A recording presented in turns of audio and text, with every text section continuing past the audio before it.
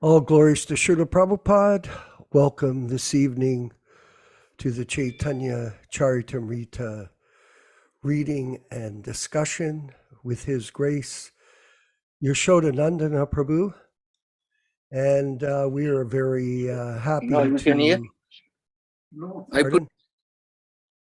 Okay, we're very happy to have our group of devotees from around the world joining us on this Zoom program, and your participation is greatly appreciated.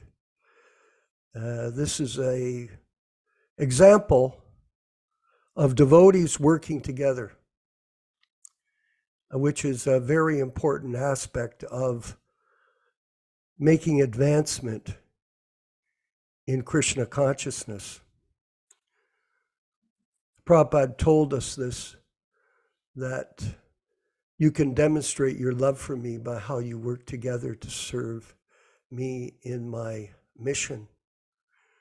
And this is very difficult for a lot of people to do, especially we find in the spiritual circles that exist in the world, not only in the ISKCON world, but also the Christian world, the Muslim world, the Hindu world. There's so much sectarianism, Balaram, that seems to be all pervasive.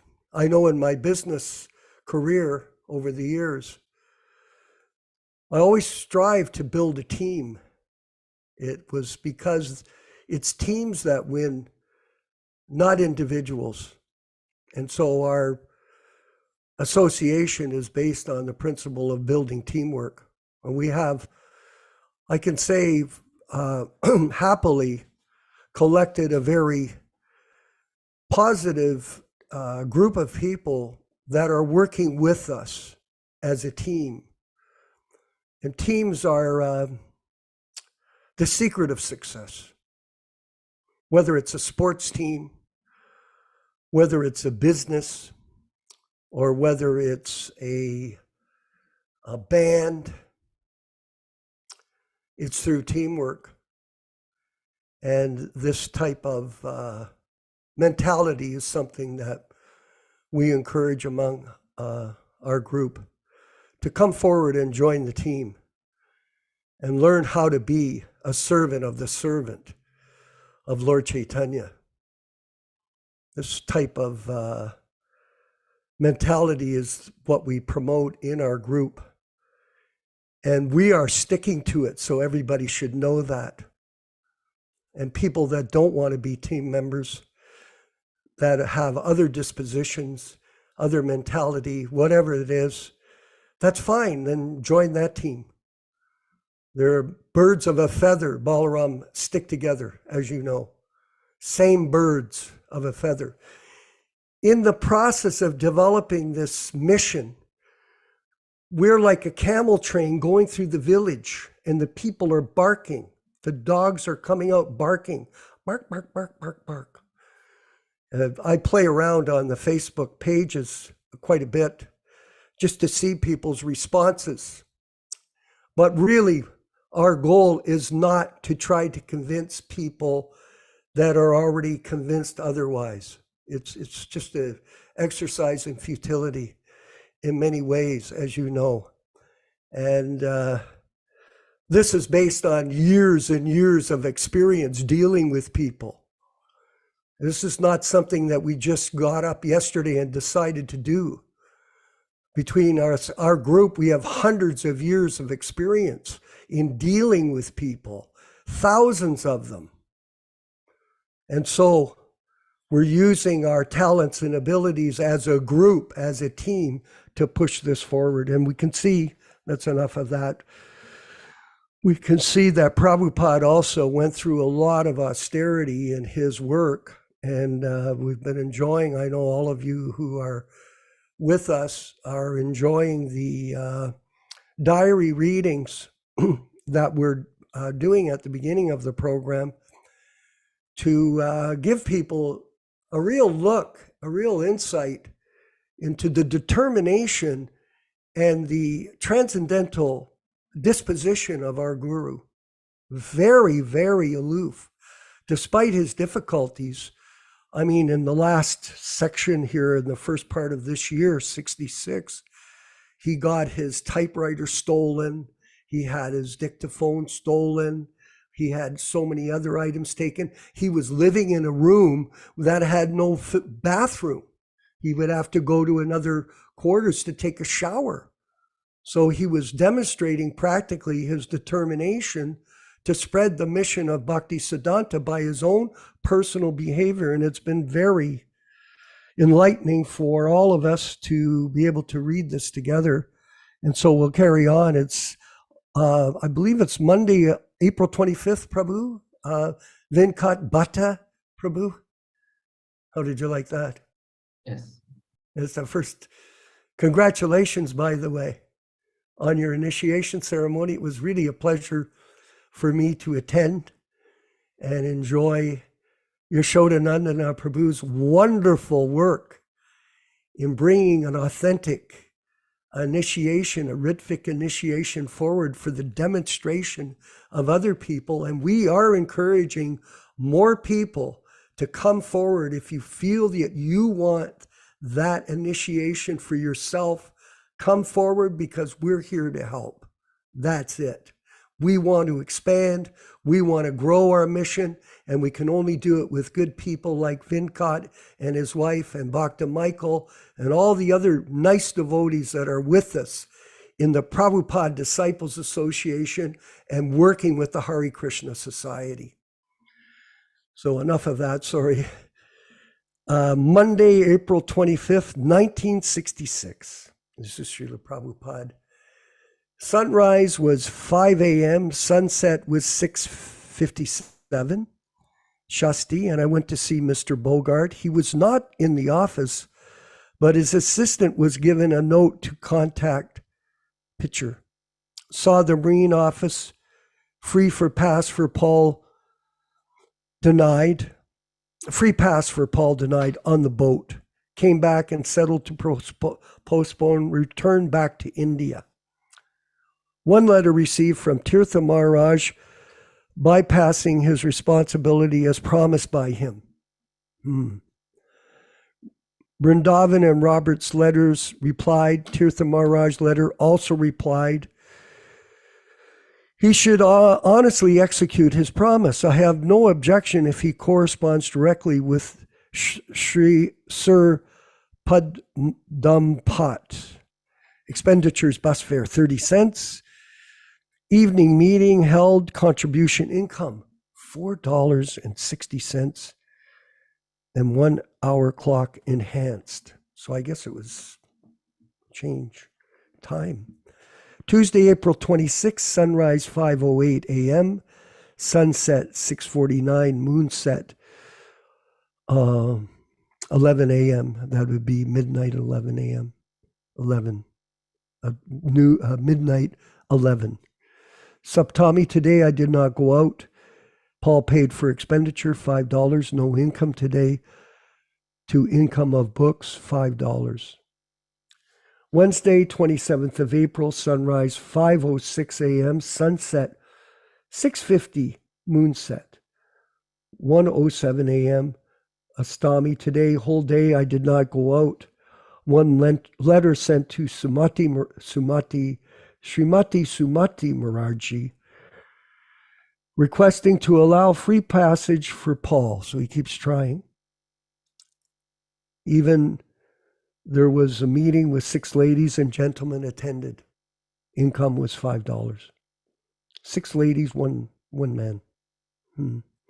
April 28th, 1966. It's over a year now. Sunrise 5:05, sunset 6:51, moonset 1:52. Navami. Expenses, Paul paid $1. Today I brought all things from 72 2nd Street to Paul's loft. So he's moved on. And finally, the last 2 days of April. Sunrise on April 29th, 1966 was 5:03 and sunset was 6:52, moonset 6:50. Sunset, moonset 6:52. Dasami. Today I met Pitcher Secretary for informing the vacation of room. She promised check on Tuesday afternoon. Deposited with the bank $17. Talked with Banerjee. He has not yet sent the report. Talked with Bogart. No news. In there was a meeting. 5 gentlemen attended. Contribution $14. In the evening there was a meeting. 5 gentlemen attended. And the last day of April 1966, sunrise 5:02, sunset 6:53, moonset 3:02. So that Ekadasi today, both Paul and I self-observed Ekadasi in the afternoon. Both we went to Ananda Ashram, expenditure $5, and we passed the night at the Ananda Ashram. All glories to Srila Prabhupada and his efforts to spread the Sankirtan movement back in April 30th and moving forward in 1966. So now we'll have the Jaya Radha Madhava prayers by Srila Prabhupada and then the reading and discussion by His Grace Yaśodā-nandana Prabhu. Jaya Radha Madhava Kunja Bihari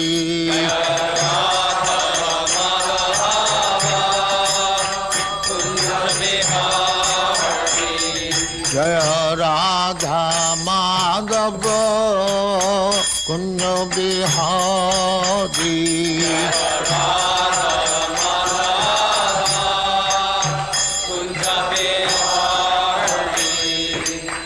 Yaśodā-nandana Brajajana Ranjana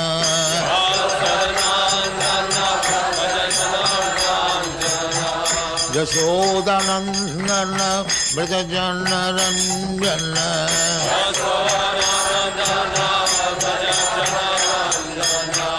Jamuna Tira Banachari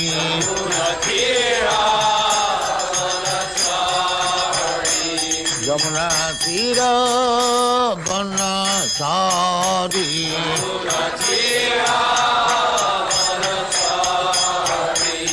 Jaya Radha Madhava Kunja Bihari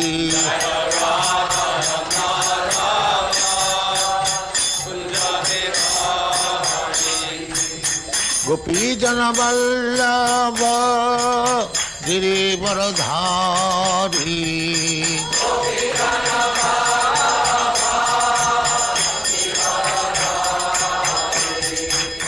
Gopi Jana Vallabha Girivaradhari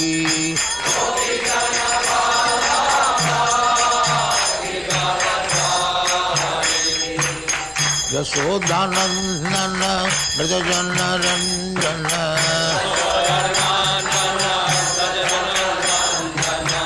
Yaśodā-nandana Brajajana Ranjana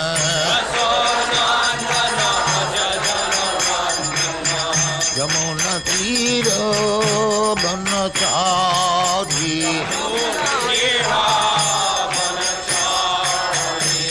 Jamuna Tira Banachari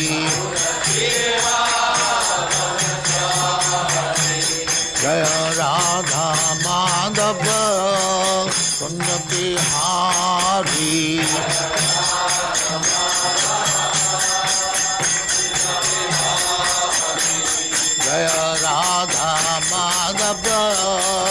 Punya Bihari.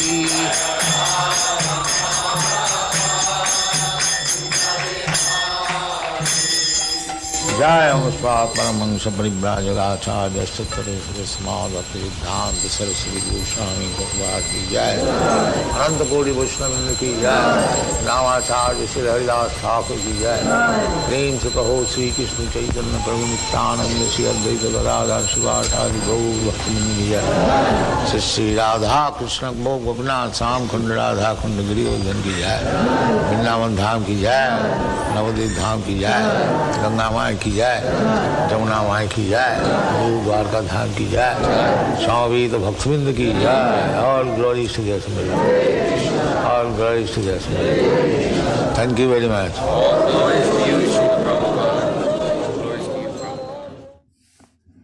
ओम नमो भगवते वासुदेवाय.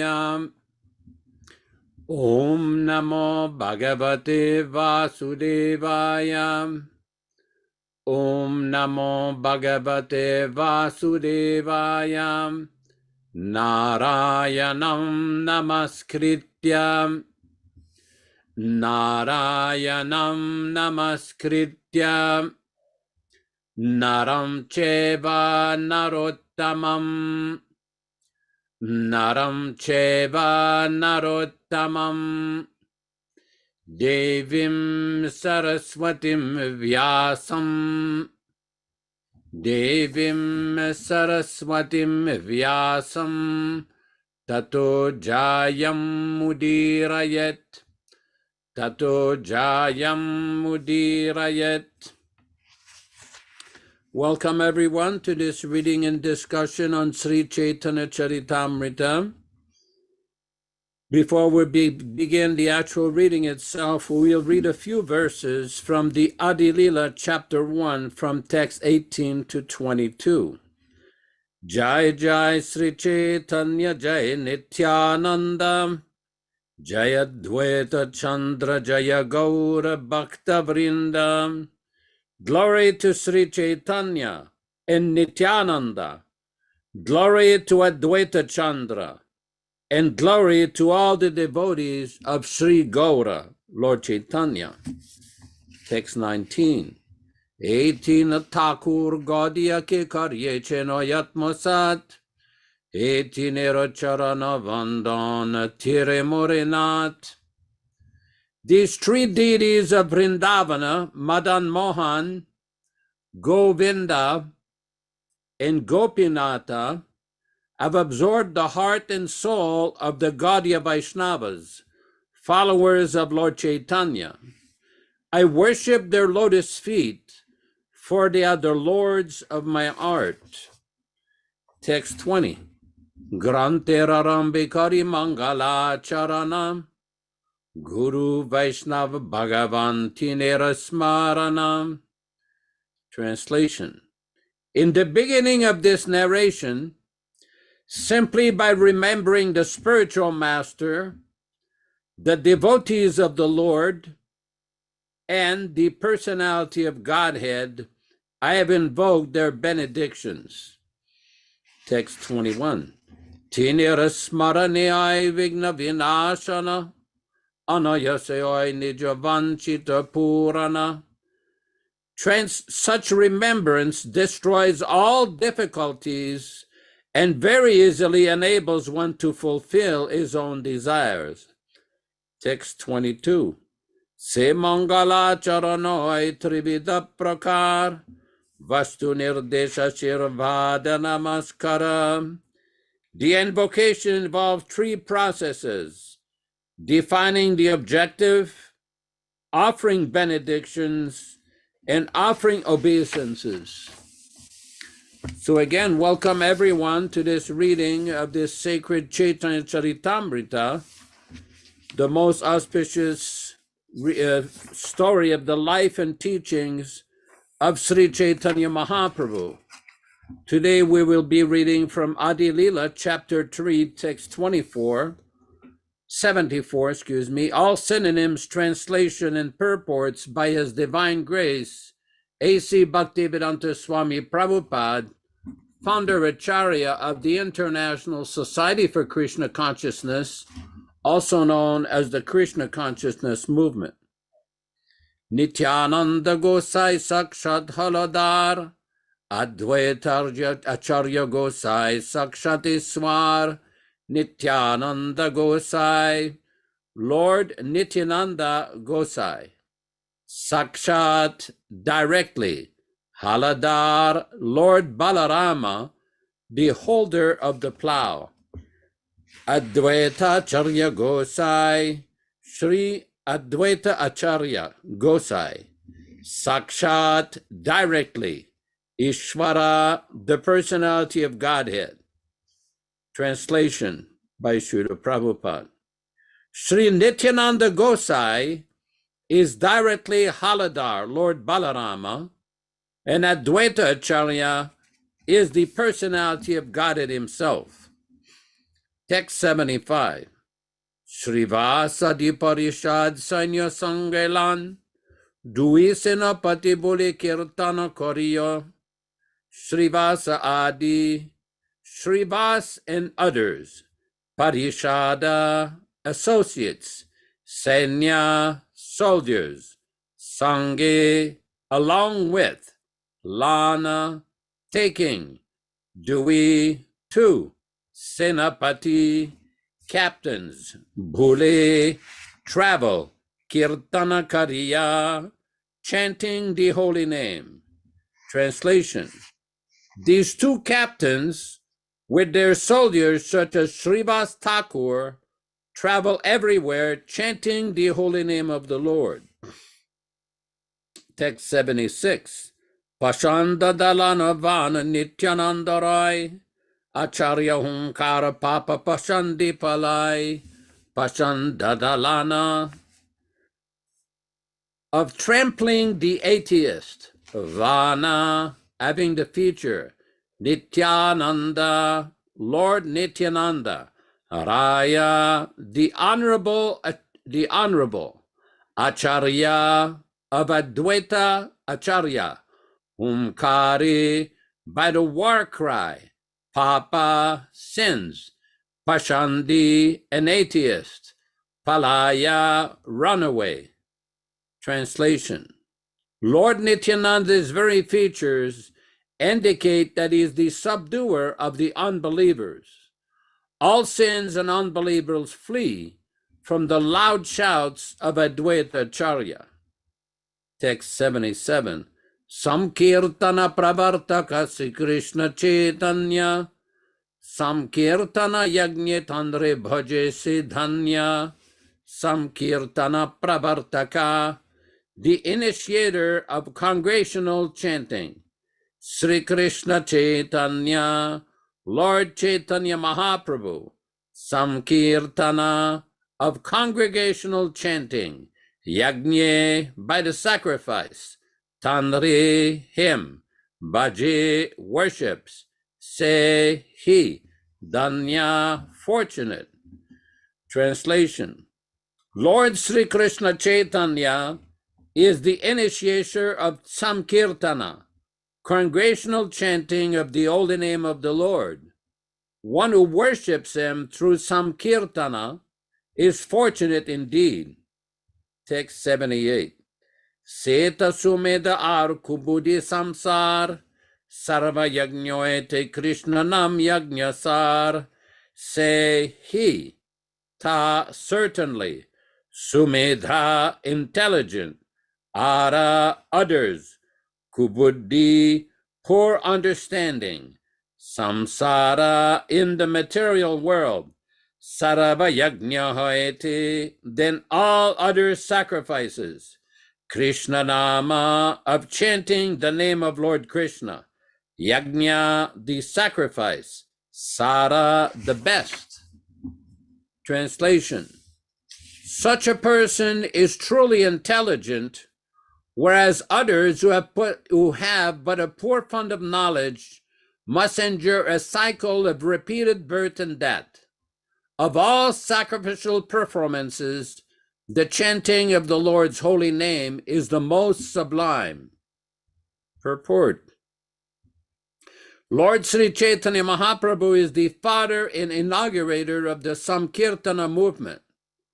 One who worships him by sacrificing his life, money, intelligence, and words for the Sankirtana movement is recognized by the Lord and endowed with his blessings.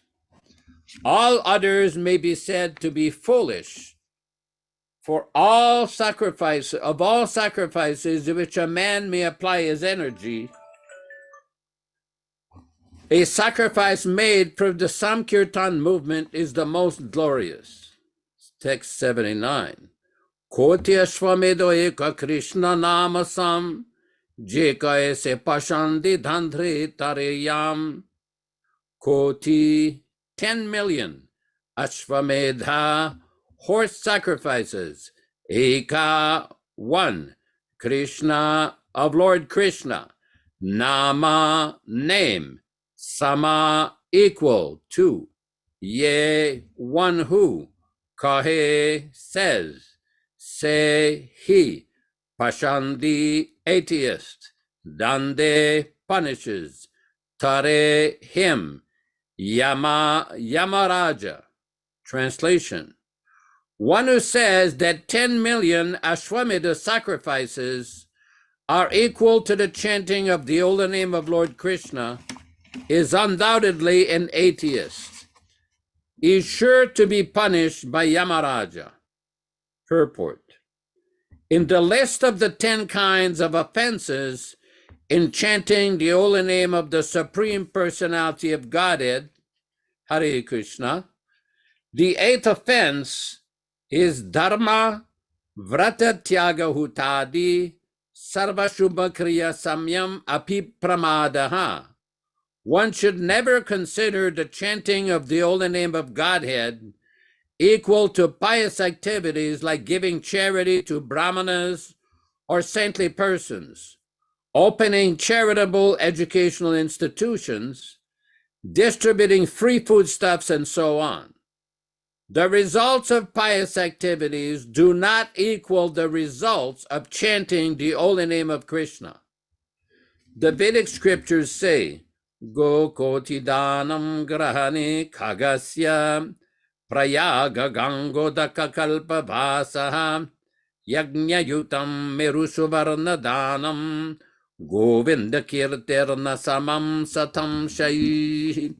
Even if one distributes 10 million cows in charity during an eclipse of the sun, lives at the confluence of the Ganges and Yamuna for millions of years, or gives a mountain of gold in sacrifice to the Brahmanas, he does not earn 100th part of the merit derived from chanting Hare Krishna.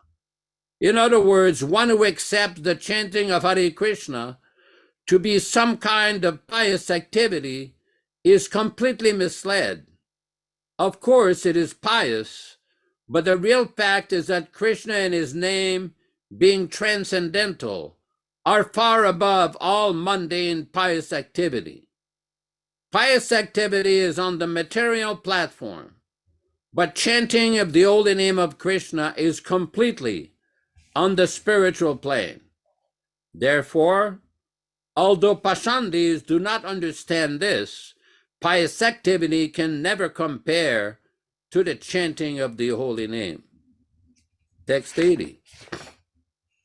Bhagavata Sandarbha Granthir Mangala Charane Ishloka Jiva Gosai Karyachena Vyakhyane Bhagavata Sandarbha Granthera, of the book called Bhagavata Sandarbha Mangala Acharane, in the auspicious introduction, a shloka, this verse, Jiva Goswami, Karyachena, as made, Vyakhyane, in explaining.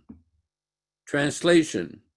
In the auspicious introduction of Bhagavata Sandarbha, Srila Jiva Goswami has given the following verse as an explanation. Text 81. Anta Krishnam Bahir Goram Darshitanga Dive Bhavam kalo samkirtanadyesma Krishna Chaitanya-mashrita. Antaha, internally, Krishnam, Lord Krishna. Bahi, externally, Gauram, fair-colored. Darshita, displayed. Anga, limbs. Adi, beginning with. Vaibhavam, expansions. Kalau, in the age of Kali. Samkirtana Adyai, by congregational chanting, etc. Sma, certainly. Krishna Chaitanyam, unto Lord Chaitanya Mahaprabhu. Ashritaha, sheltered. Translation.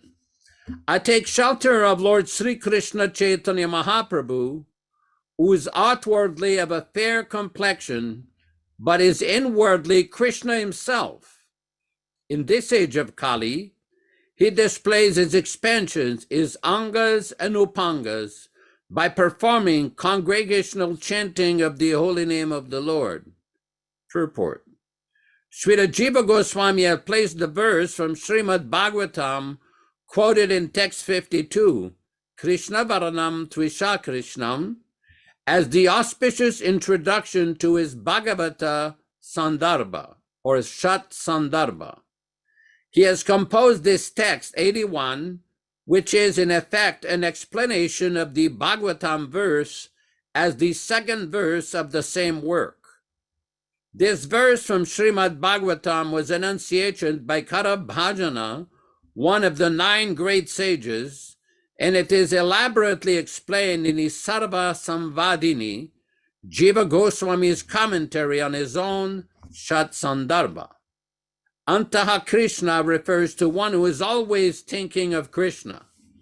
This attitude is a very predominant feature of Srimati Radharani. Even though many devotees always think of Krishna, none can surpass the gopis, among whom Radharani is the leader in thinking of Krishna. Radharani's Krishna consciousness surpasses that of all other devotees. Lord Chaitanya accepted the position of Srimati Radharani to understand Krishna. Therefore, he was always thinking of Krishna in the same way as Radharani. By thinking of Lord Krishna, he always overlapped Krishna. Sri Krishna Chaitanya, who was outwardly very fair with a complexion like molten gold, simultaneously manifested his eternal associates, opulences, expansions, and incarnations. He preached the process of chanting Hare Krishna, and those who are under his lotus feet are glorious. Text 82. Upapuraneha shuni Sri Krishna vachan, kripa kari vyasa pratikarya chena katan. Upapuraneha, in the Upa Puranas, shuni, we hear. Sri Krishna Vachana, the words of Lord Krishna. Kripakari, having mercy. Vyasa Prati, towards Vyasadeva. Kariyachena, he did. Katana, speaking. In the Upapuranas, we hear that Sri Krishna showing his mercy to Vyasadeva by speaking to him as follows. Ahameva, text 83.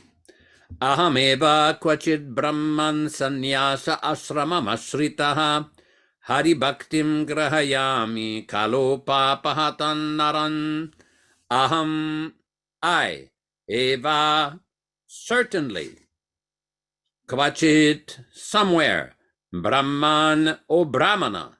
Sannyasa ashramam, the renounced order of life. Ashritaha, taking recourse to.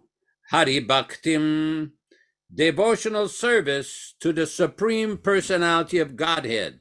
Grahayami, I shall give. Kalau, in the age of Kali. Papahatan, sinful. Naran, to men. Translation, O learned Brahmana, sometimes I accept the renounced order of life to induce the fallen people of the age of Kali to accept devotional service to the Lord. Om Ajnana Timirandasya Jnananjana Shalakaya Chakshuran Militam Yena Tasmai Shri Gurave Namaha. I offer my respectful obeisances. We all offer our respectful obeisances unto our spiritual master, Srila Prabhupada, who has opened our eyes from the darkness of ignorance with the torchlight of transcendental knowledge. Nama Om Vishnu Padaya Krishna Prestaya Bhutale Srimate Bhaktivedanta Swami Namine. Namaste Saraswati Devi Gauravani Pracharine Nirvishesha Shunyavadi Paschatya Deshatarine Bhaktisiddhanta Shishyaya Bhaktivedanta Namine Prasannaya Prashantaya Tasmai Shri Gurave Namaha. Bhagavad Vandanam Khadyam Guru Vandana Purvakam Kshiram Sharkara Yuktam Kadatehi Visheshataham Adadana Srinam Danter Idam Yachi Punaha Punaha Srimadrupa Padam Bhoja Dhurisyam Janma Janmani Sri Krishna Caitanya Prabhu Nityananda Shri Advaita Gadadhara Shri Vasadi Gaura Bhakta Vrinda. Hare Krishna Krishna Krishna Hare Hare Hare Rama Rama Rama Hare Hare.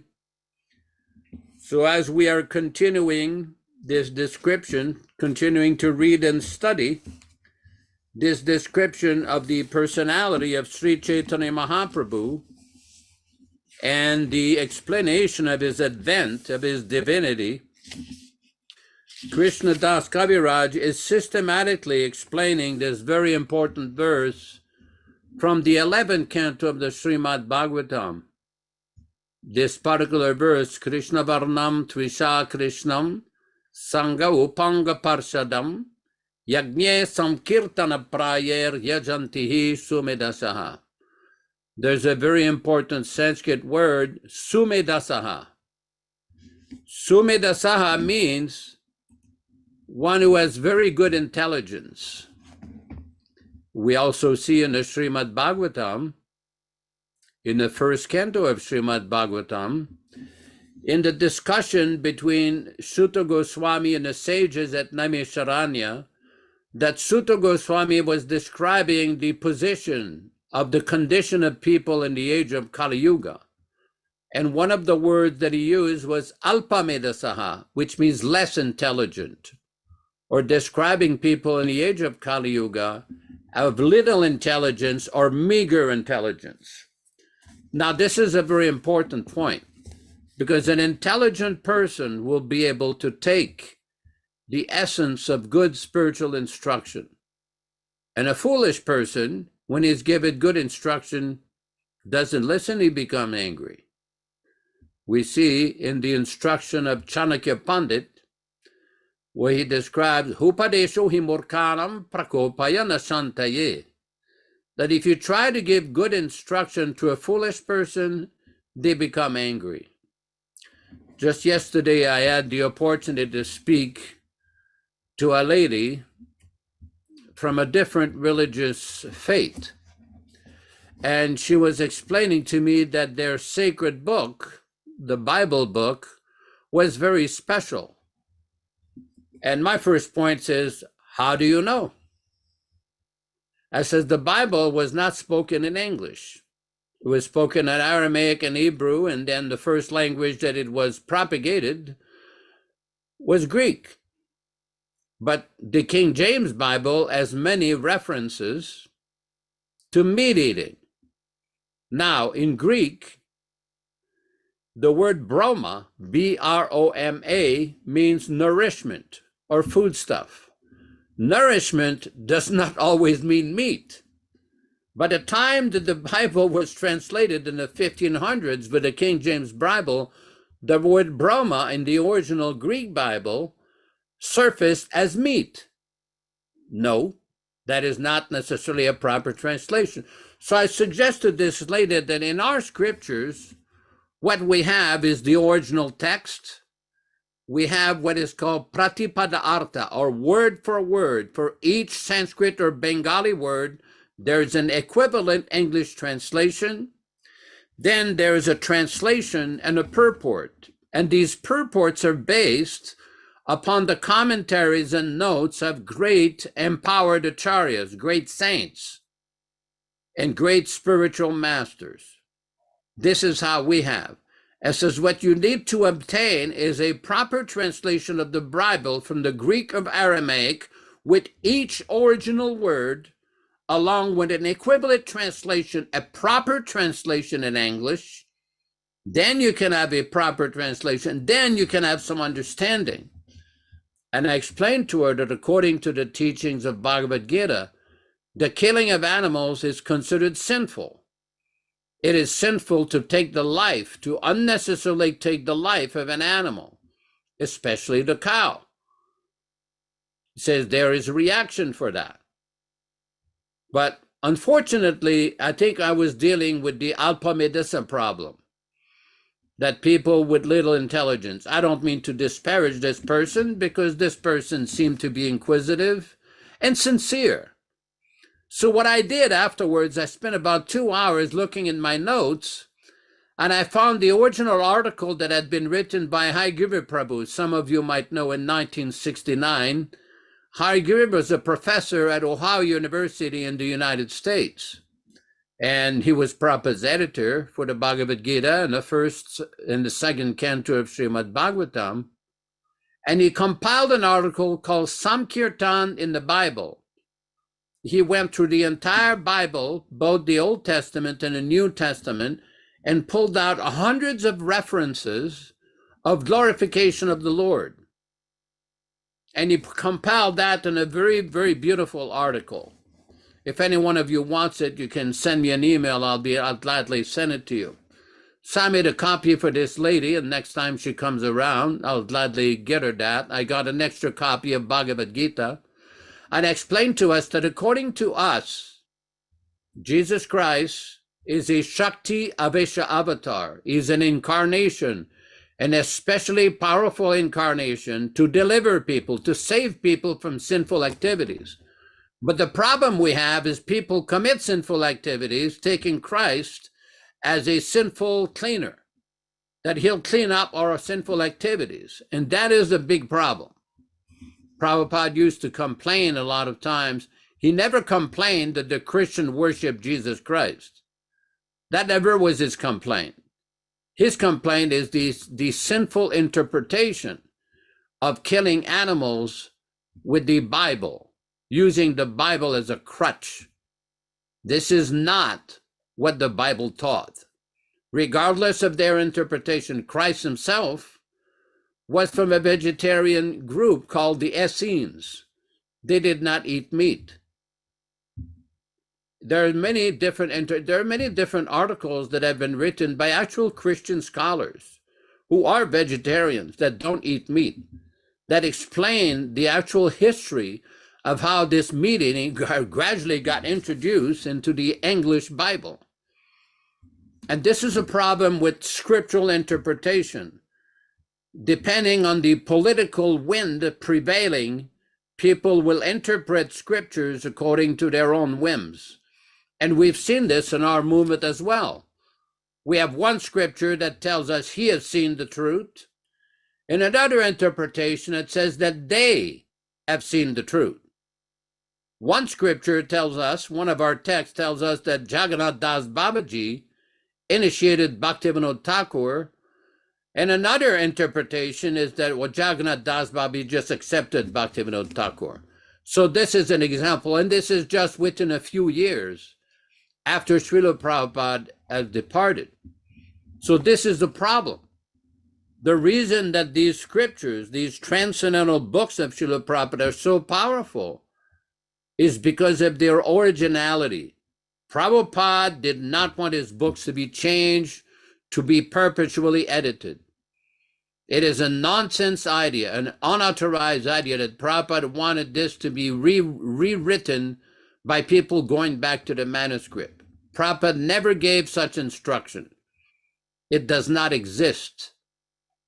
It's a myth. It's very similar to the initiation propaganda. I see on the internet that some people are still stuck with this mythology that Prabhupada appointed 11 successors. Oh, really? So when did this mythical appointment happen? Recently on WhatsApp, one devotee sent a posting with a picture of the late secretary with a statement that he admitted on the 3rd of December 1980 in Topanga Canyon, California, that you cannot show me anywhere where Prabhupada appointed these 11 as gurus. It doesn't exist. And he said, this is a myth. The problem is mythology still exists. In this movement, there is a whole generation of people who've been indoctrinated, who've been victimized by this mythology. That's why we have the original books and Prabhupada's original statements. Why were these original conversations suppressed? What was the motivation behind preventing open discussion amongst all the devotees, temple presidents, senior devotees, sannyasis, and all the devotees, to actually see what Prabhupada had actually said, not somebody paraphrasing their own interpretation and enforcing it. No. The actual words of Prabhupada. Why is it that Prabhupada's actual words in May of 1977 were not fully, completely disclosed for almost 11 years after his departure? Obviously, some people had a motive. They wanted to present their own interpretation. So Lord Chaitanya Mahaprabhu's movement is very well documented. We have Caitanya-caritāmṛta, Chaitanya Bhagavata, Chaitanya Mangala, another book called Caitanya-caritāmṛta by Mukunda Das, and a direct associate of Lord Chaitanya. There are numerous other anecdotal biographies. It's very well documented. The teachings are there, the original pure teachings of Lord Chaitanya. And the unique feature of what we're reading, this is the most authoritative presentation of the life, activities, and philosophy of Sri Chaitanya Mahaprabhu, the Caitanya-caritāmṛta. These 15,000 verses of these books are a divine gift to human society through the personality of Krishnadas Kaviraj, who was a very close associate of the 6 Goswamis. Everything is very nicely described, because we see that even in our sampradaya, according to Bhaktivedanta Thakur, there are many persons who have deviated, become Sahadiyas, caste Goswamis, Gauranga Nagaris, 13 different false sampradayas. And how do we understand the teachings properly? By adherence to the instructions, the original teachings of Srila Prabhupada.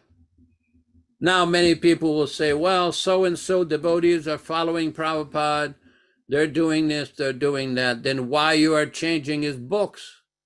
Why you are changing his teachings? Why have you invented so many different interpretations?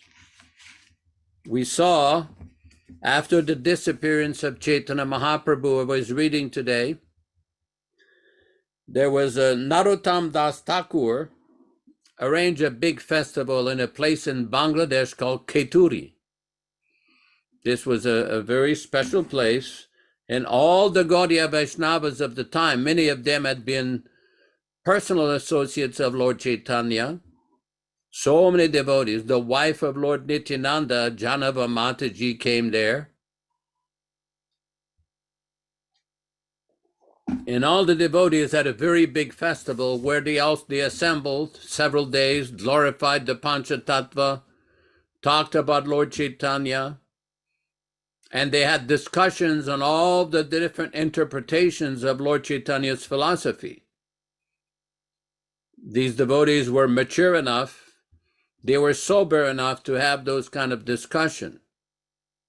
Nowadays, unfortunately, in the ISKCON world, which should arrange for such a convention, instead they ban, beat, sue, ostracize.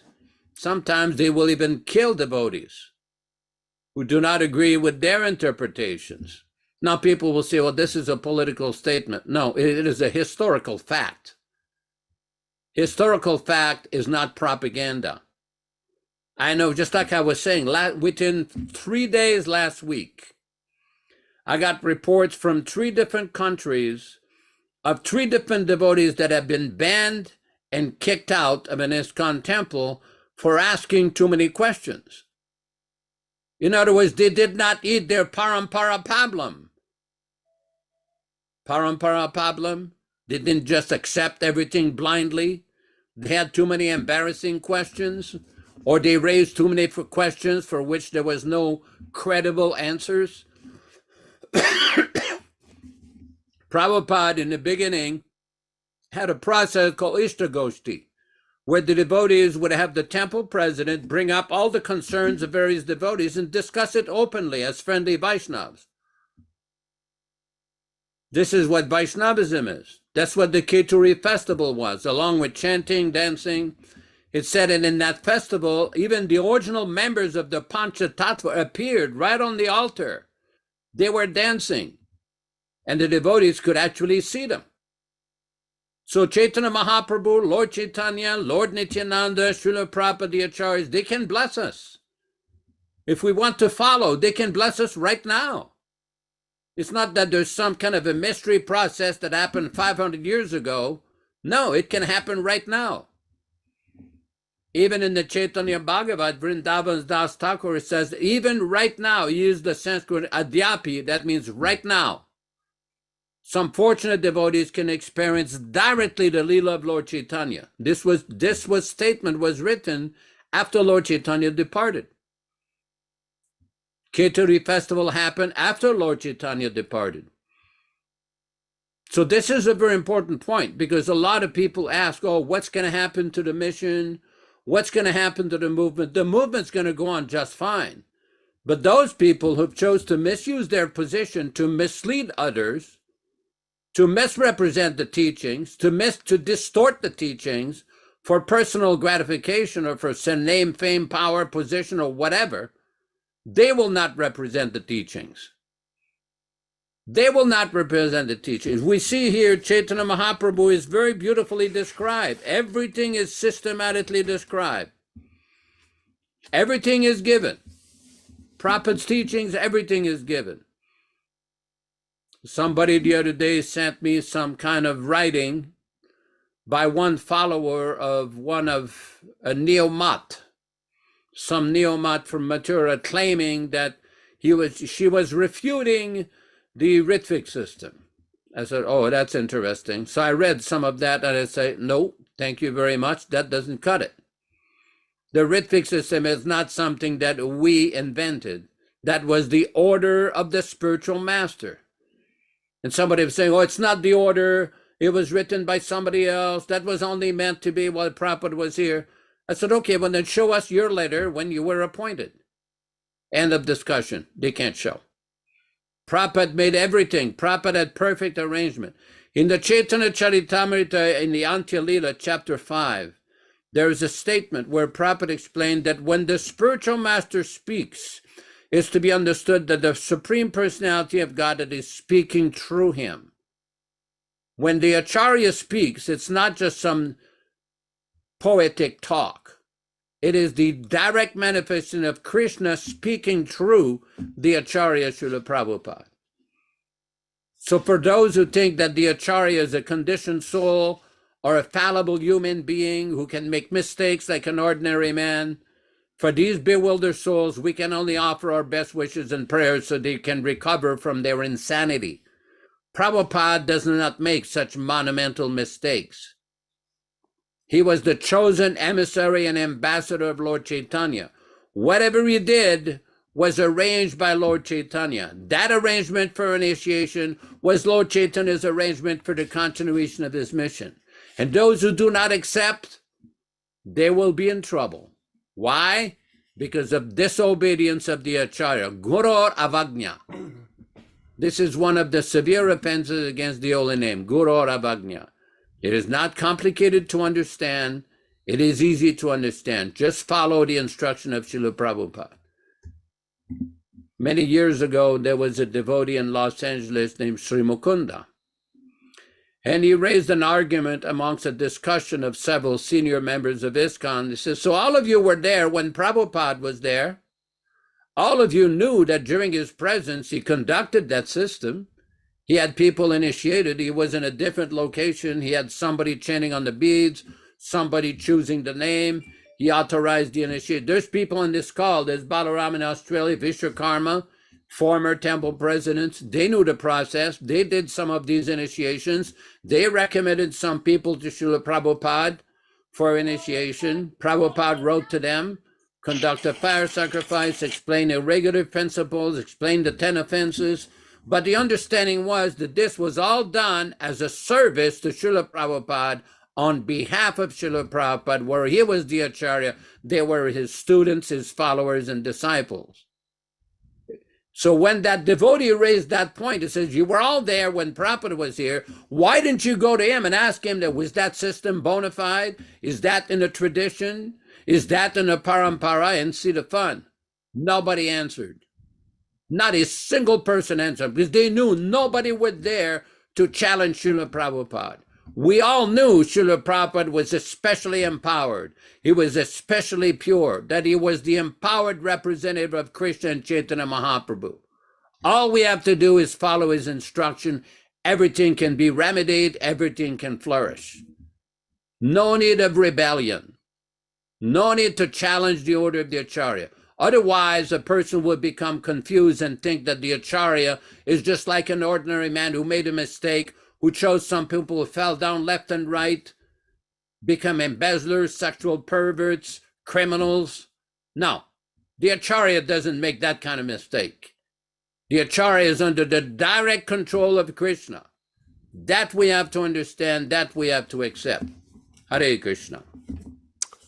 Thank you very much for your discussion on these verses today. And I just wanted to go back quickly, Yaśodā Prabhu, if it's all right, and review the purport in text 78, because I think that it exemplifies Prabhupada's example by his personal life.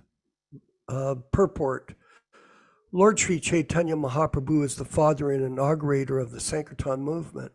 One who worships him by sacrificing his life, money, intelligence, and words for the Sankirtan movement is recognized by the Lord and endowed with his blessings. So this is what we're understanding, is that Prabhupada did exactly this. If you look at his recorded history, he sacrificed everything and took the sannyas life with total commitment to the mission.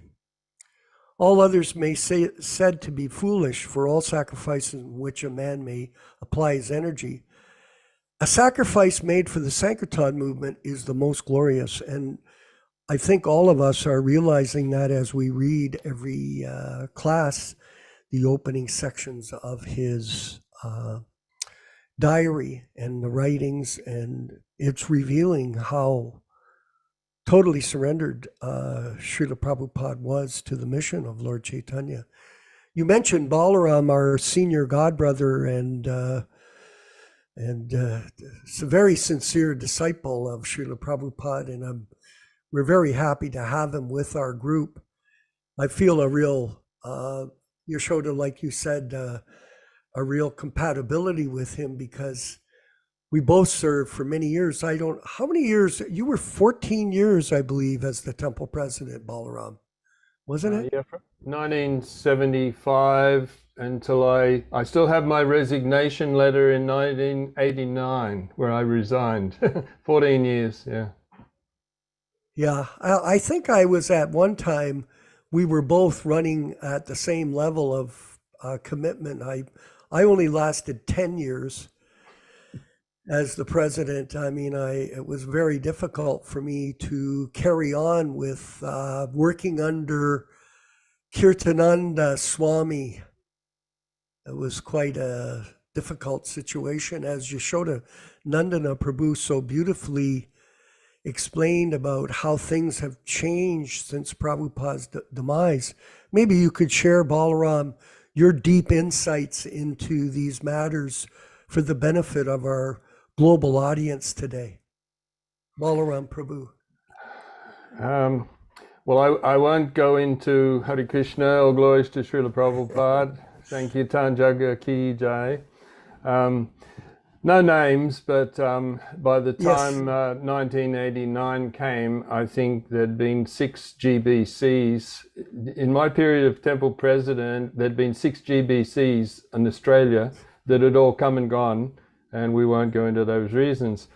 But fair enough. The Sankirtan movement pushes on Harinam, Harinam, Harinam, Harinam eva kevalam, kalo nusteva nusteva nusteva Caitanya-caritāmṛta. So much has happened in the past, but I wanted to thank Yaśodā-nandana Prabhu because that was just the most wonderful presentation, covered so many beautiful points, but very, very moving, and I greatly appreciated that. There was a lot of personal involvement, and as you're saying, Vishwakarma Prabhu, yes, there was such a struggle in those days, trying to understand and unravel the truth of what Srila Prabhupada actually wanted, because we were getting fed so many things from different sources. Our dearly departed godbrother he was in Jaipur, Dwaipyana, I'm trying to think his name.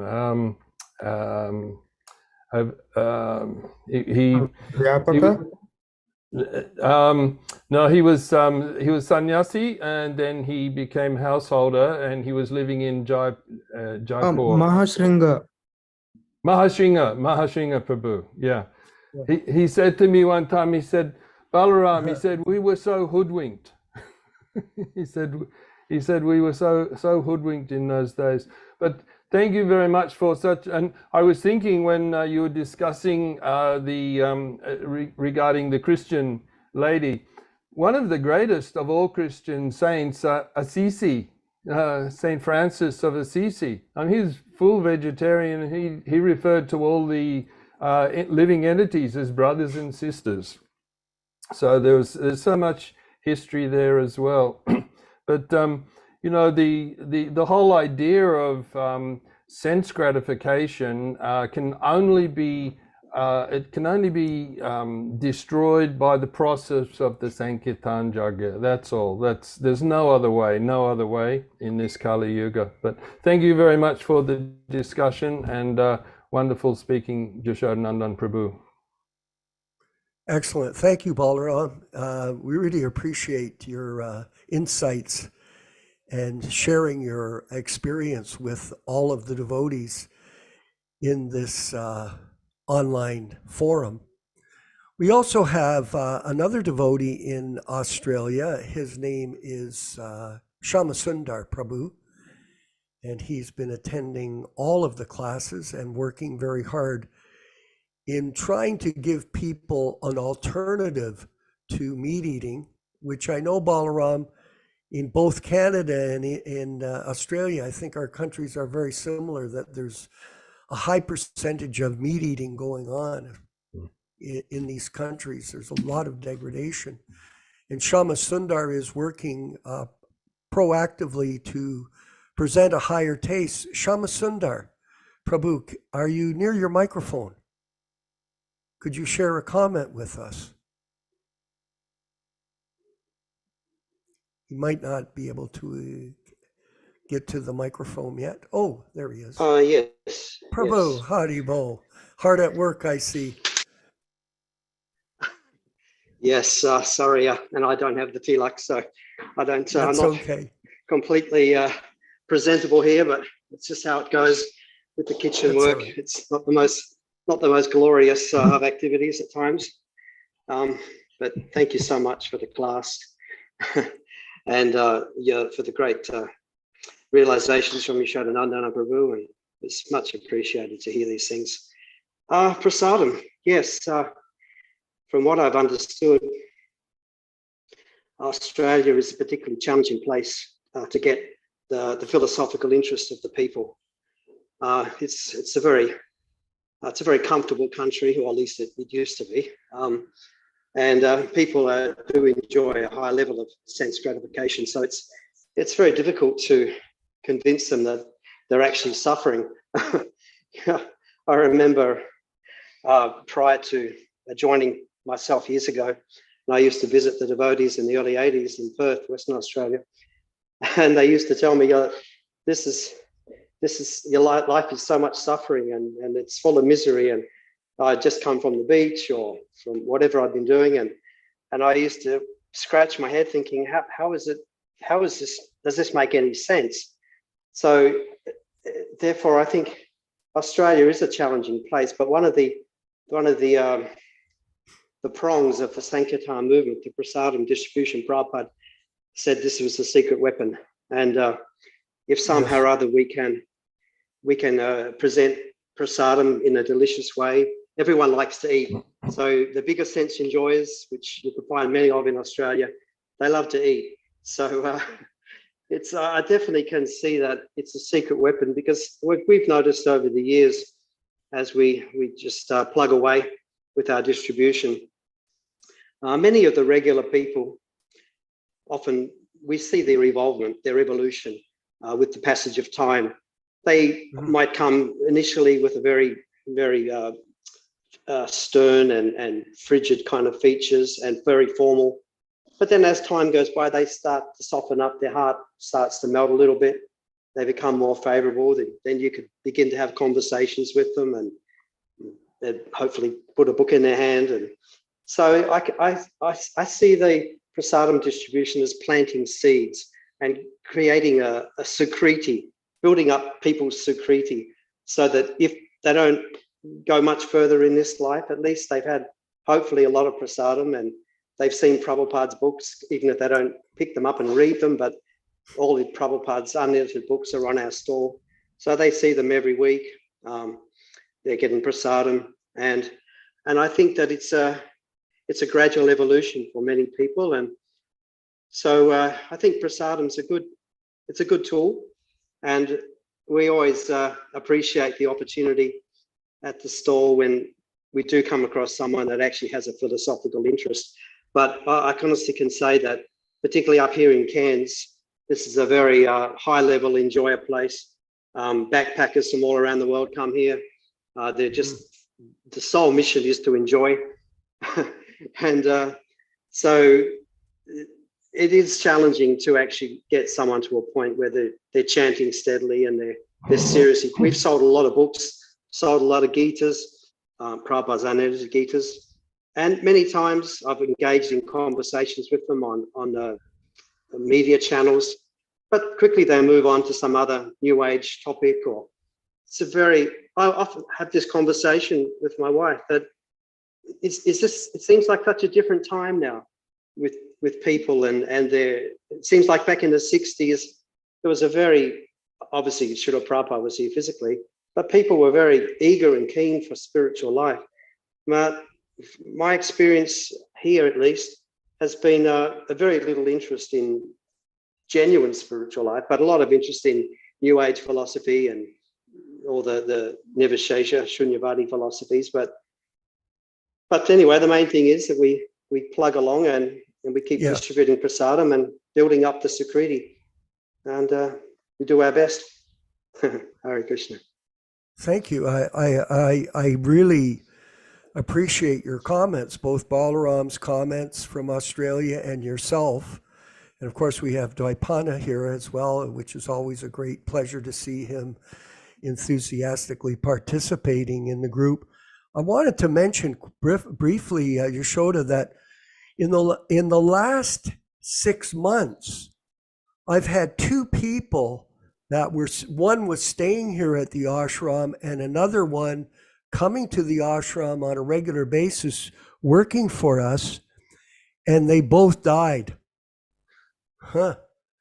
So death came to the door of the ashram, but the whole strength of their position in the spiritual evolution that they were going through was that Krishna sent them here, and I got a chance to feed them prasadam profusely while they were here, because we have a program for distributing prasadam locally through our ashram here in Hamilton. So prasadam is probably the easiest way to get to people's, get their attention.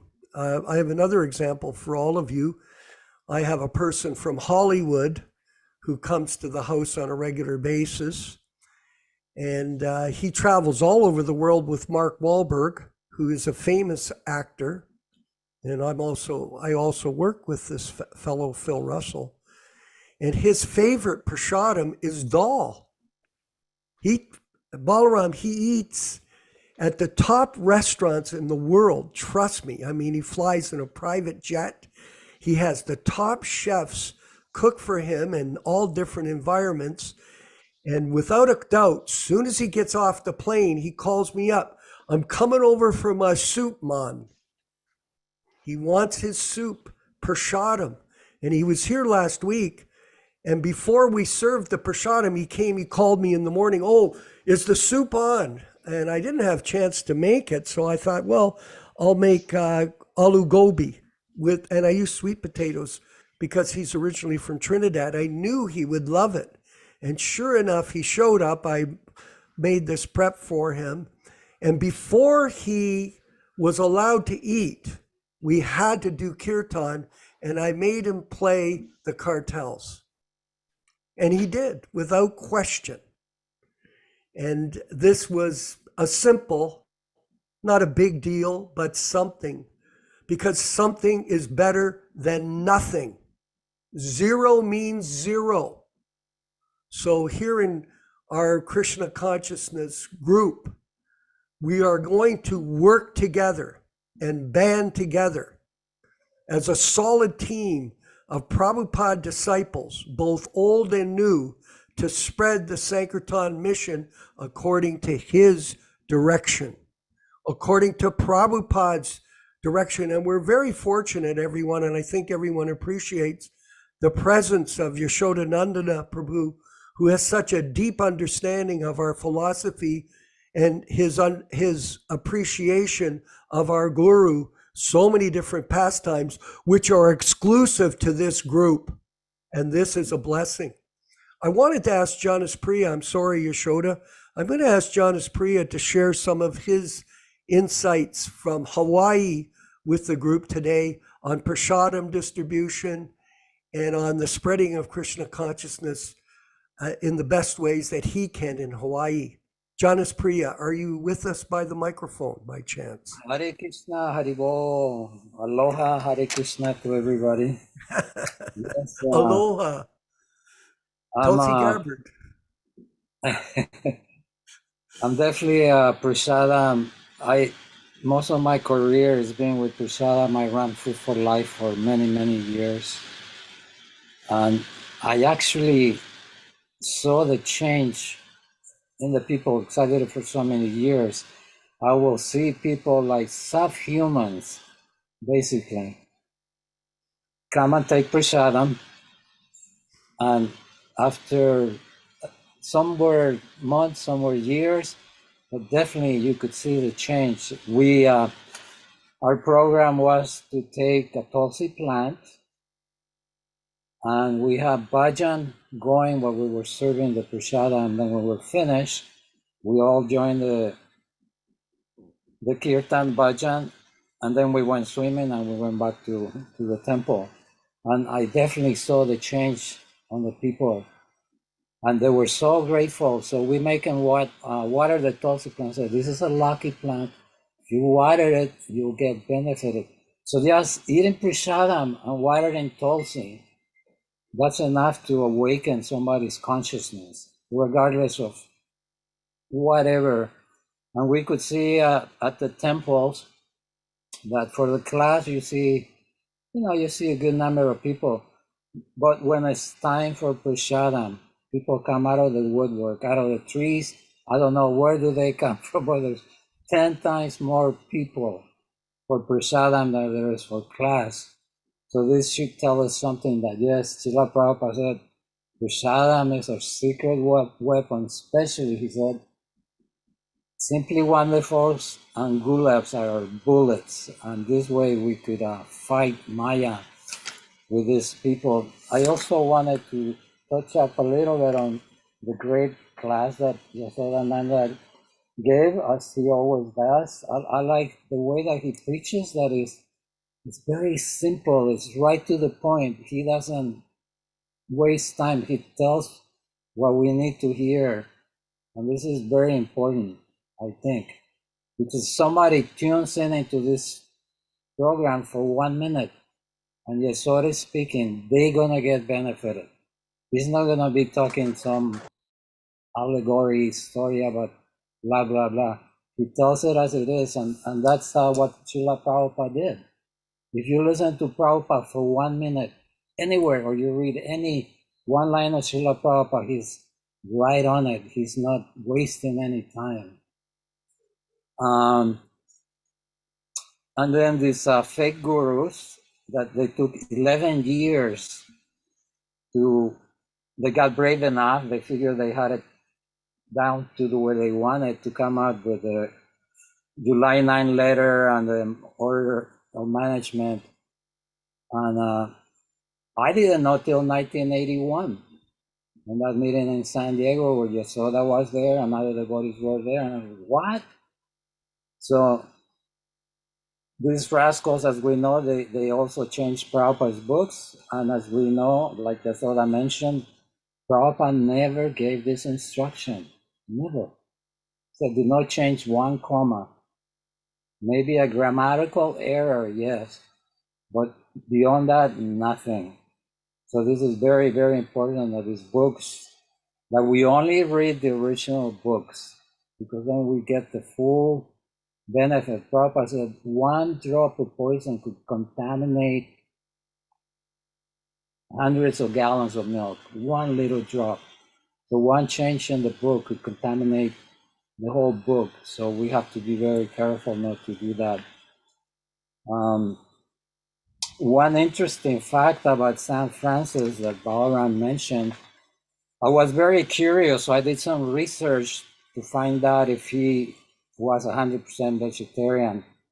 To my surprise, he was not. And if anybody does a research, they'll find out that he was very, very much oriented that way.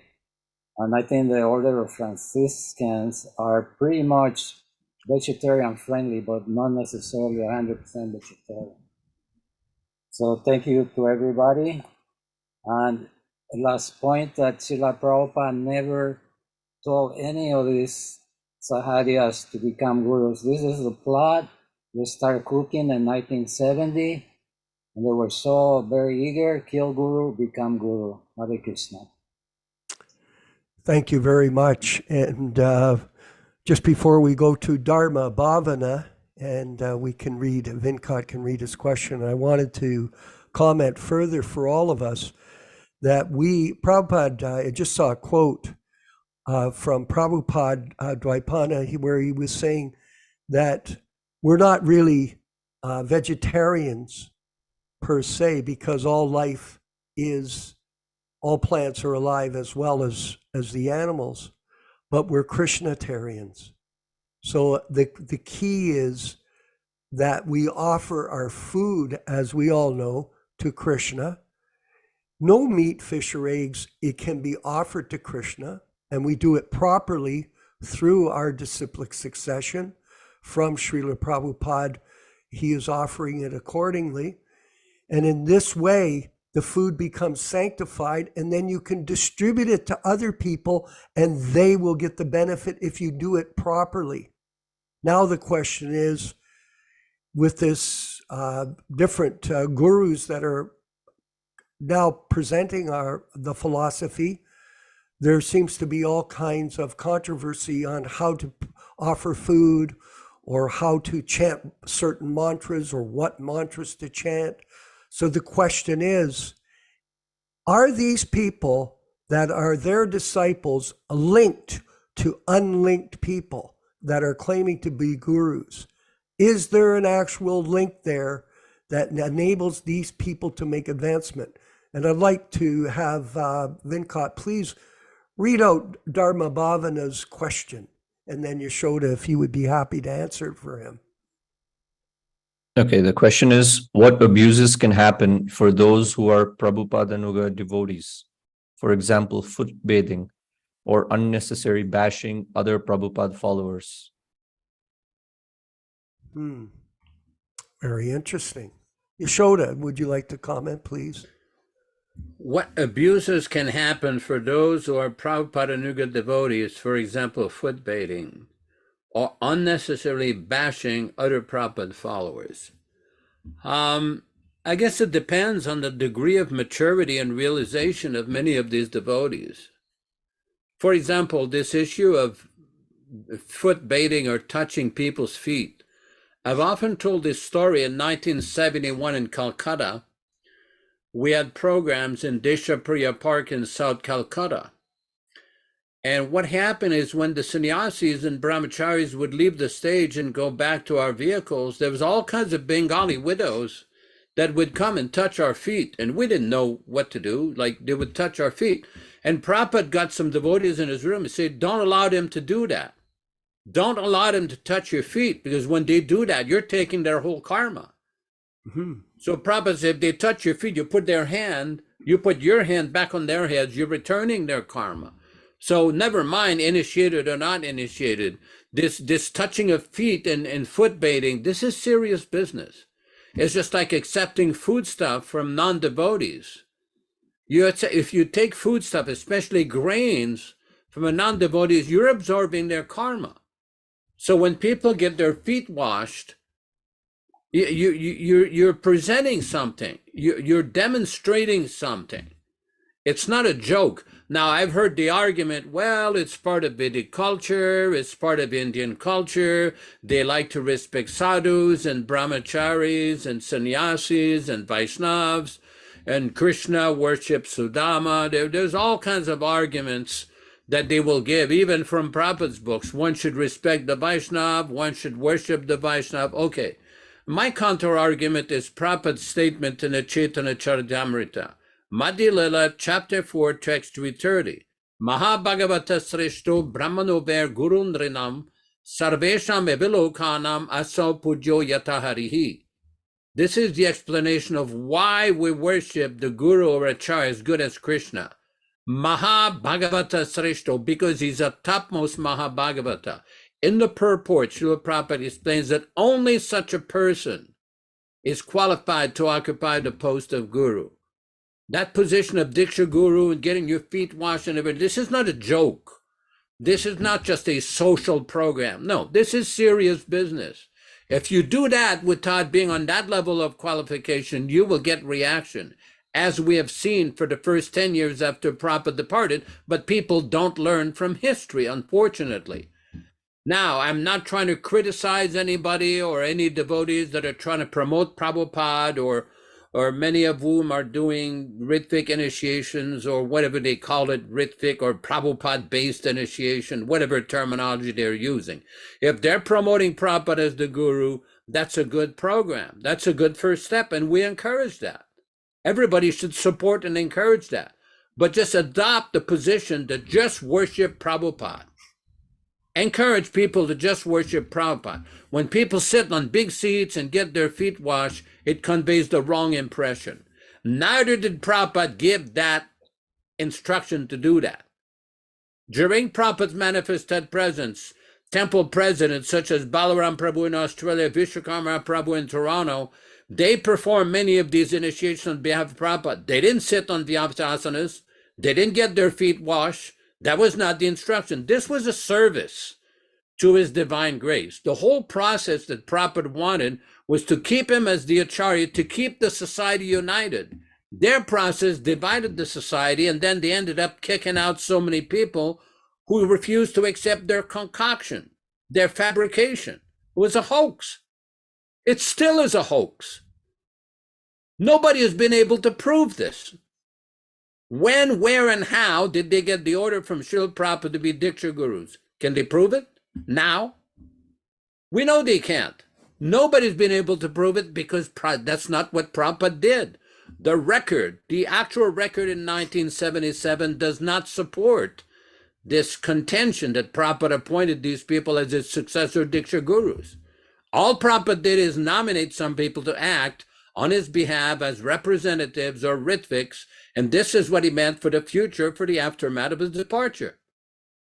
And if they claim, oh, this was only for Prabhupada's presence, well, then show us your letter when you were appointed as Diksha Guru.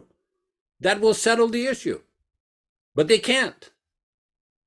We know they can't. We offered in 1993, Hamsuddha, myself, and some of the devotees offered $108,000 cash to anybody who could prove that in writing when Prabhupada appointed him as Diksha Guru. Did anybody show up? No one. Because they knew they can't prove it. It's all word jugglery, speculations, interpretation, this interpretation, that interpretation. So this idea, abuses can be there. The safe way to do it, to prevent abuses, is just to fully 100% focus on Prabhupada. Only Prabhupada's name when you offer obeisances, only Prabhupada's glorification and previous acharyas at the end of Kirtan, only Prabhupada's Vyasa Puja in all ISKCON temples, only the actual method of offering bhoga that Prabhupada taught us in all the temples. This is what Prabhupada established in his movement. All of these other concoctions will gradually all disappear. That's why more and more people are defecting from that unauthorized system. That system was not set up by Srila Prabhupada. It was a concoction, an unauthorized concoction, this bogus appointment idea. That's why abuses can happen for people who are not fixed up properly. Other questions? Okay. Yes. What if someone asks for the evidence of Srila Bhaktisiddhanta appointing Srila Prabhupada as Diksha Guru? I can give an answer for that. Mm-hmm. Yeah. Prabhu, thank you for the question. And the bona fide spiritual master is, he's becomes manifested by his actions, by his ability to carry out the order of his spiritual master. And that is the evidence of his position.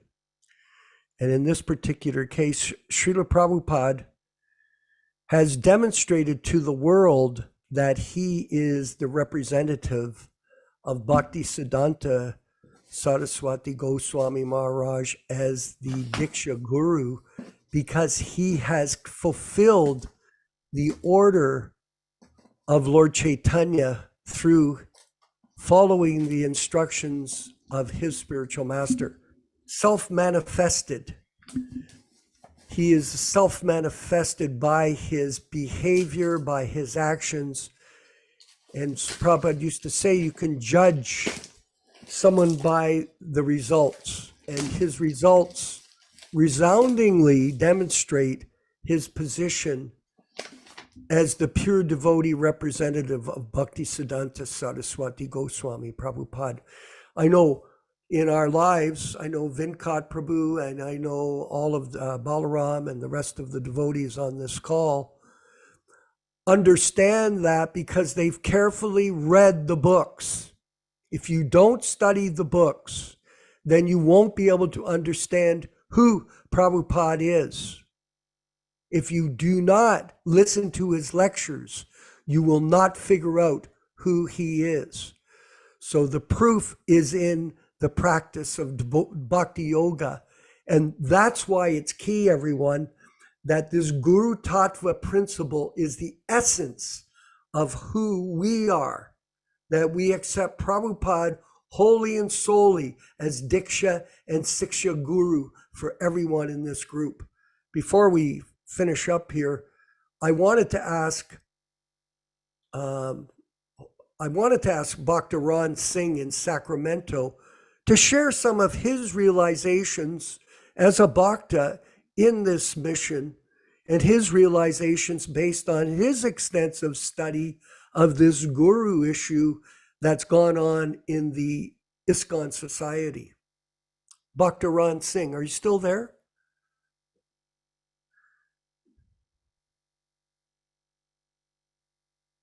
I don't hear him. Oh, he cannot speak. Okay, so next time. Yaśodā, we've got one more question. We'll end up with it, and then we'll have our kirtan. His microphone isn't working. Next time, Bhakta Ron Singh, we really love you to speak. Venkat Sharma, Venkat Bhatta, could you please read Vinyak Sharma's next question for Yaśodā-nandana? Okay, the question is, now what if somebody argues that Jayapataka Swami also initiated 60,000 people to chant Hare Krishna mantra with his disciples preaching and distributing books?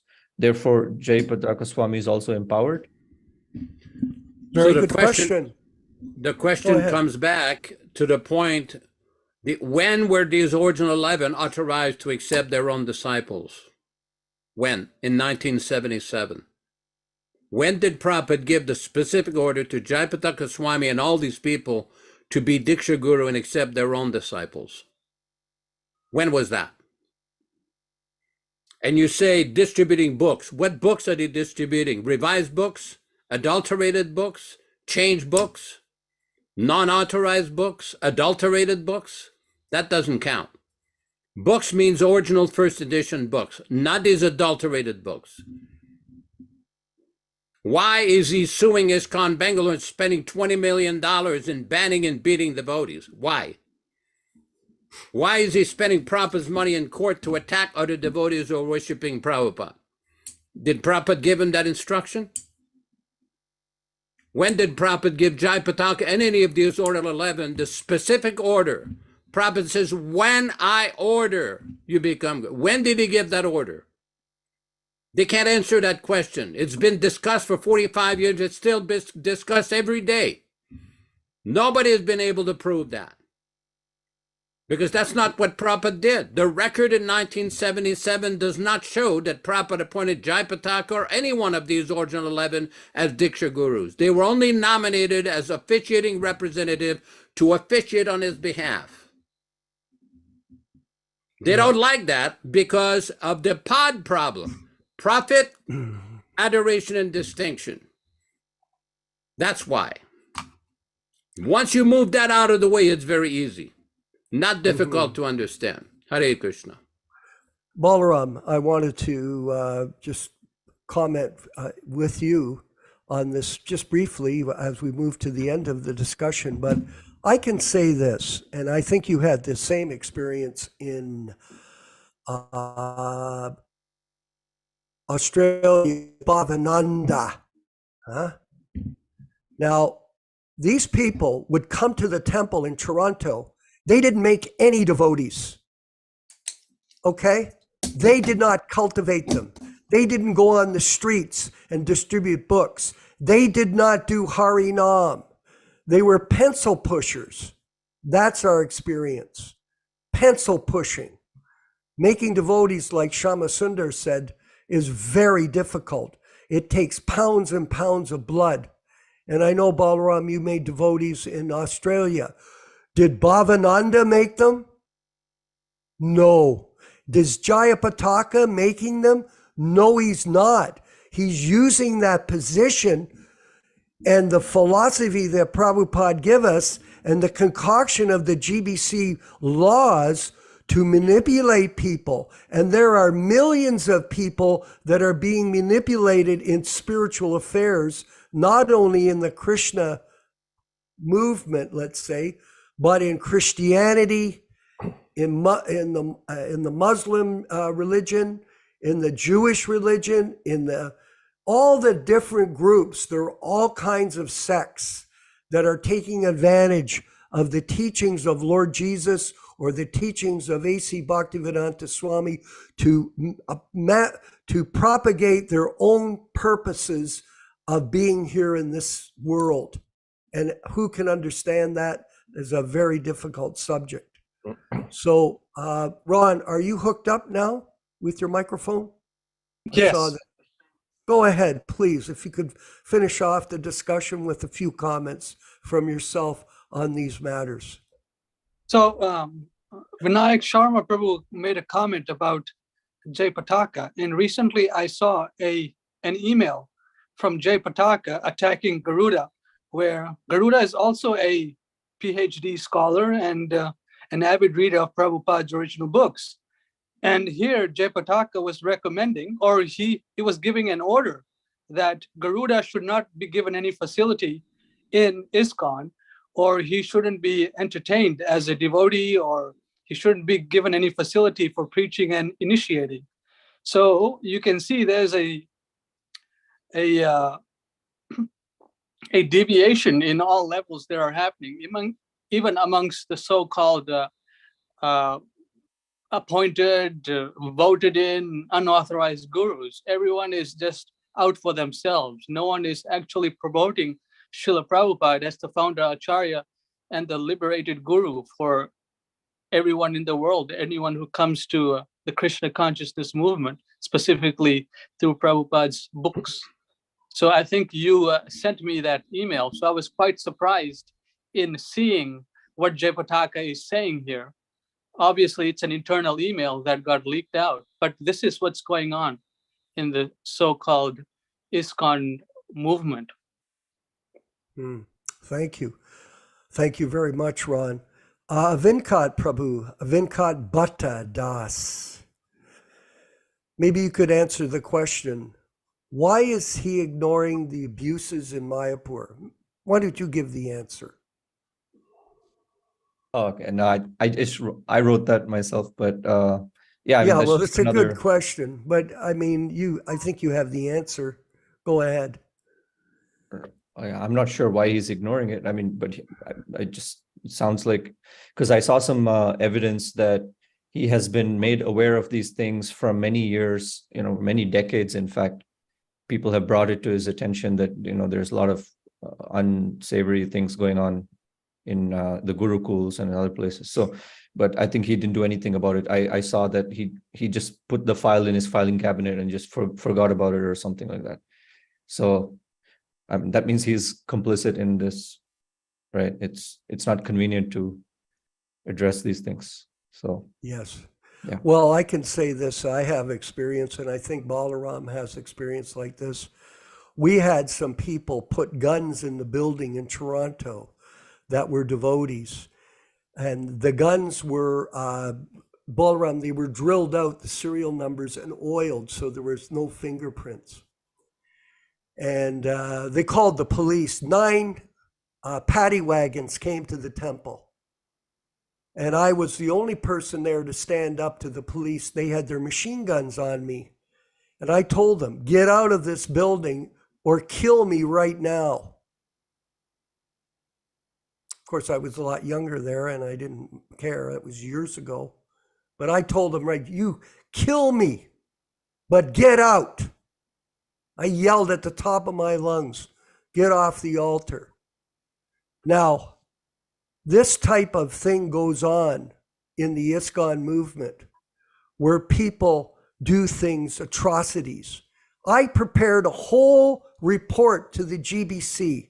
I'll show it to you whenever someone visits me. I've got a stack of papers like this of testimony from people identifying who did it, who the people were. It was an internal job done by them, by our own members. Sabotage. That's why I really have a aversion to any kind of thing like that, Balaram. You know what I mean? Having gone through this, to be stabbed in the back by your own god brother or a person you recommended for initiation, it leaves a scar in you.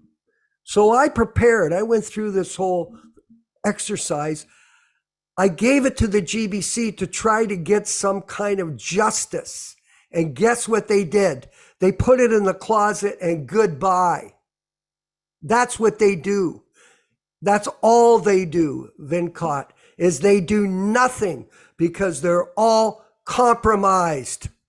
It's just complete disaster, chaos in the ISKCON movement, unfortunately, and a lot of other things. You've seen recently, Vinkat, that this fellow online, I got him to admit he was a Narayan Maharaj disciple.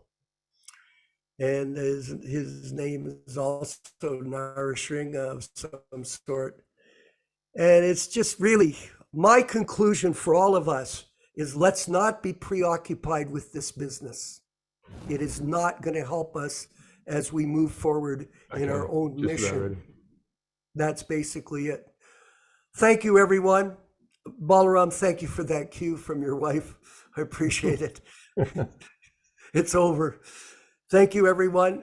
We'll be back on Saturday morning at 10 a.m. for the Bhagavad Gita class, and we look forward to all of you attending. Thank you very much. Vinkat, if you could play the kirtan. Prabhupada's playing the bongos, and the people are struggling to play the cartels, and we'll chant along for a few minutes, offer our obeisances, and carry on with the rest of our evening. All glories to Srila Prabhupada.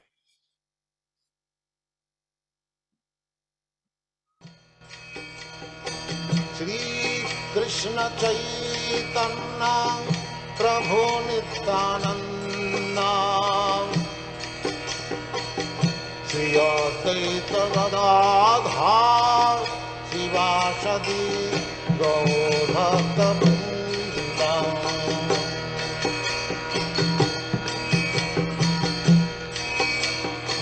Shri Krishna Caitanya Prabhu Nityananda Shri Advaita Gadadhar Shivasadi Gaur Bhaktivedanta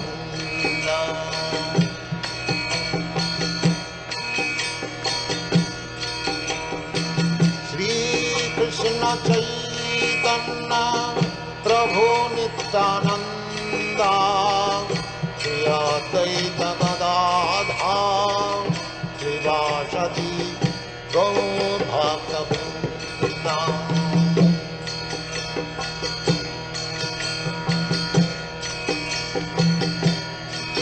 Hare Krishna,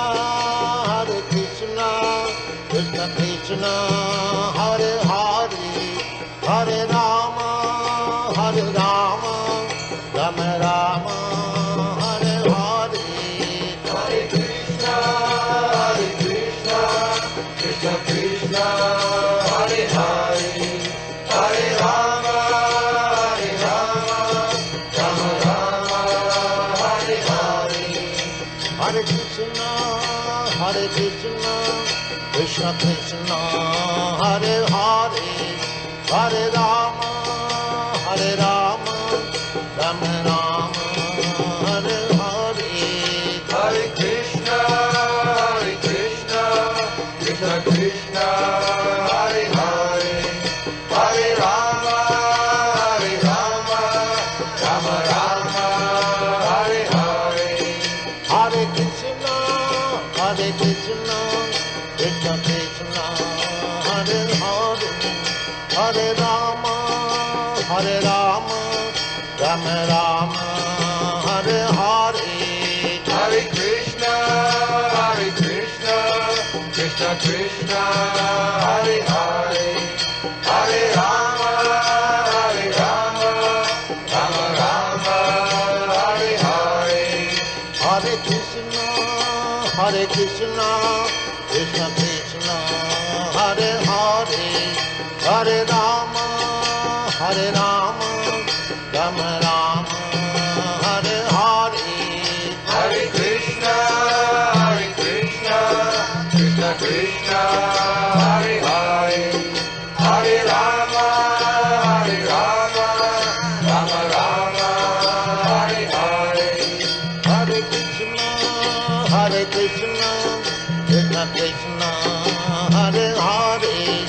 Hare Rama, Hare Rama, Rama Rama, Hare Hare. Hare Krishna, Krishna Krishna, Hare Hare, Hare Rama, Rama Rama, Hare Hare. Hare Krishna, Krishna Krishna, Hare Hare, Hare Rama, Rama Rama, Hare Hare. Hare Krishna, Krishna Krishna, Hare Hare, Hare Rama, Rama Hare Hare. Kripa sindubhya eva cha patitanam pavanebhyo vaishnavibhyo namo namaha. Hare Krishna, Hare Krishna.